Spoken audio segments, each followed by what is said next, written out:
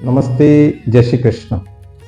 मित्रों, आज हम अमल की एकादशी यानी कि फाल्गुन शुक्ल एकादशी, रंग भरी एकादशी भी कहते हैं, ये 27 फरवरी शुक्रवार को मनाई जाती है। इस एकादशी की विशेषता ये होती है कि इसके व्रत को करने वाले को मोक्ष प्राप्ति होती है। साथ ही वैवाहिक जीवन में सामंजस्य के लिए ये बहुत महत्वपूर्ण एकादशी है। तो किन कारणों से इस एकादशी में दोनों लाभ मिलते हैं, इस पर मैं विस्तृत चर्चा करूंगा। बहुत संक्षिप्त वीडियो बनने जा रहा है साथियों, बहुत कम समय में आप अंत तक इसे देखेंगे तो आपको पूरी बात समझ में आ जाएगी। मेरा एक निवेदन है कि आप वीडियो को देख रहे हैं तो इसे लाइक और शेयर जरूर करें, और अगर आप पहली बार देख रहे हैं तो चैनल को सब्सक्राइब करने का कष्ट जरूर करें। आपका इस तरह से सहयोग और शुभकामनाएं, लाइक, कमेंट और शेयर और सब्सक्राइब से हमारा उत्साह बढ़ता है। मित्रों, तो नारद पुराण में ऐसा बताया गया है कि भगवान पुंडरीकाक्ष का भक्ति पूर्वक पूजन और यजन करता है, ब्राह्मणों को उत्तम दान करे और आंवला वृक्ष की पूजा करे तो वह व्यक्ति मोक्ष की प्राप्ति करता है। इस दिन भगवान परशुराम की भी पूजा की जाती है।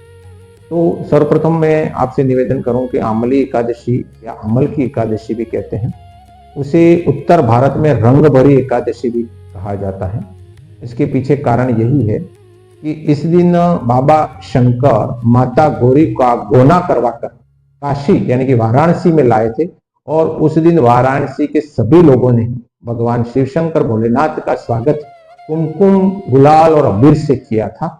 तो तब से ये एक प्रथा चली, रंग भरी एकादशी। ये होली से कुछ 4 दिनों पहले आती है, इसलिए होली के उत्सव को बहुत सी जगह उस दिन से भी प्रारंभ किया जाता है, और बाबा विश्वनाथ के मंदिर में उस दिन गुलाल और अबीर को और कुमकुम को चढ़ाया जाता है। यह एक बहुत महत्वपूर्ण बात है, इसलिए इसे रंग भरी एकादशी कहते हैं। इस व्रत को करने के लिए प्रातःकालीन वेला में उठकर संकल्प करें। संकल्प के लिए हाथ में जल के साथ में तिल, कुश और कुछ राशि मुद्रा ऐसे रखकर कुछ पुष्प लेकर भगवान को प्रार्थना करते हुए यह संकल्प करें कि मैं आज रंग भरी यानी कि अमल की एकादशी का व्रत कर रहा हूं। यह व्रत मेरे लिए उत्तम फलदायक रहे और मेरी मनोकामना को पूरा करे, मुझे मोक्ष और मुक्ति प्रदान करे, साथ ही मेरे परिवार में और मेरे दाम्पत्य जीवन में सामंजस्य बना रहे। इस प्रकार से आप जो भी इच्छा करें।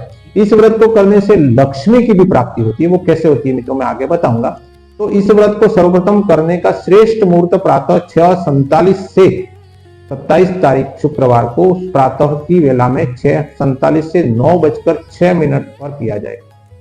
इस व्रत को करने के लिए सामग्री में तुलसी दल का बहुत महत्वपूर्ण योगदान रहता है। तुलसी के पत्तों को हमें अवश्य ही भगवान के पूजन में लेना है।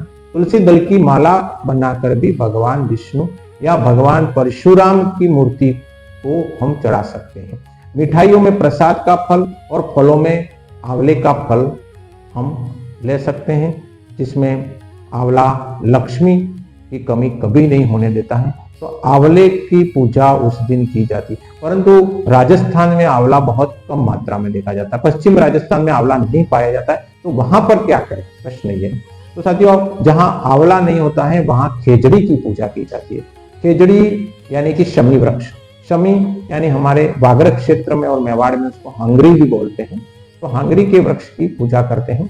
और इस व्रत का बहुत बड़ा महत्व, नदियों में गंगा और देवताओं में विष्णु की बात, यह श्रेष्ठ एकादशी है, इसलिए अमल की एकादशी को अवश्य ही करना चाहिए। तो आंवले या खेजड़ी के वृक्ष के नीचे बैठकर उसको गाय के गोबर से लीप कर वहां पर बैठने का व्यवस्था करते हुए वहां पर एक वेदी बना दे, एक बाजरोट ले ले, उस पर एक आप मिट्टी का भी कलश ले सकते हैं, तांबे का लोटा भी ले सकते हैं। वो कलश पर पंच पल्लव यानी 5 प्रकार के पत्ते, नारियल आदि रखकर उस कलश के अंदर हम फल आदि भी डालकर, पंचरत्न भी डाल सकते हैं हमारी श्रद्धा के हिसाब से, उसमें रख कर वहां पर उस कलश के पास में भगवान विष्णु अथवा भगवान परशुराम की मूर्ति रखें और वहां पर पूरी श्रद्धा से षोडशोपचार से हम पूजन कर सकते हैं।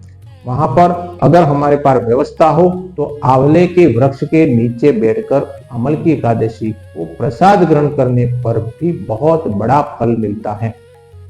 तो इस व्रत को करने के साथ ही एक महत्वपूर्ण कार्य माताएं बहनें कर सकती हैं कि आंवले के आप एक लाल धागा लेकर बांध दें और द्वादशी को छोड़कर स्वयं बांधे, तो उस माता और बहन के घर में कभी लक्ष्मी की कमी नहीं रहेगी। यह प्रयोग भी आप कर सकते हैं। तो आंवला या अमल की एकादशी व्रत करने में हमें व्रत खंडित होने की संभावना में कुछ बातें ध्यान रखनी आवश्यक। एक तो हमें जानबूझकर अधिक नहीं खाना है, निरंतर खाते नहीं रहना है। उस दिन भोजन करने में पूरा संयम रखना है, चावल का भोजन नहीं करें, दिन में नहीं सोना है, झूठ नहीं बोलना है, किसी की निंदा नहीं करनी है, ब्रह्मचारी का पालन पूरे दिन करना है, मन को संयमित रखना है, पवित्रता और शुचिता का पालन करना है और संध्या के समय में आंवले के वृक्ष के नीचे रात्रि प्रारंभ होने के ठीक पूर्व आंवले में दीपदान का विशेष महत्व है। अगर जो व्यक्ति, जो पुरुष, जो श्रद्धालु किसी कारण से अमल की एकादशी का व्रत नहीं भी कर पाए, तो आंवले के पास में दीपदान करके भगवान शिव शंकर भोलेनाथ और भगवान विष्णु को स्मरण करें। यह एकमात्र एकादशी ऐसी है जिसमें विष्णु और शिव शंकर दोनों की पूजा की जाती है, माता गौरी और महालक्ष्मी दोनों की पूजा की जाती है और आंवले में ब्रह्मा विष्णु महेश तीनों होते हैं। ऐसी मान्यता भी है। माँ लक्ष्मी का भी निवास आंवला में होता है, तो आप उस दिन आंवले की पूजा करें। आंवला नहीं मिले तो खेजड़ी से के वृक्ष के नीचे भी पूजन कर सकते हैं। तो यह आंवला या अमल की एकादशी, फाल्गुन शुक्ल एकादशी, रंग भरी एकादशी भी कही जाती है। बहुत से स्थानों पर इस दिन की होली की शुरुआत भी मानी जाती है। तो मित्रों, पुनः एक बार आपको याद दिला रहा हूँ, चैनल को सब्सक्राइब नहीं किया है तो कर लें, साथ ही लाइक शेयर जरूर करें, तो आगे भी आपको बहुत अच्छी जानकारी समय समय पर मिलती है।